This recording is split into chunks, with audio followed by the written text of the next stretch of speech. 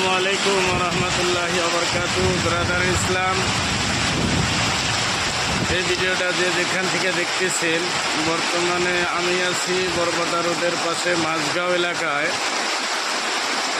এই এলাকার মধ্যে ফজরের নামাজ পড়ে যখন মসজিদ থেকে বাড়াইছি, তখন আকাশের মধ্যে মেঘ ডাকাডাকি শুরু হয়েছে।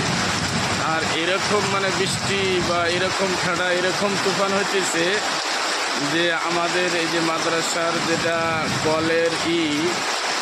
কলের বেড়া সব ভেঙে গেছে। আর প্রচুর বৃষ্টি আর পুরা তুফান হইতেছে। এক জায়গায় থেকে চেয়ার টেবিল সব অন্য জায়গায় নিয়ে ফেলে দিচ্ছে।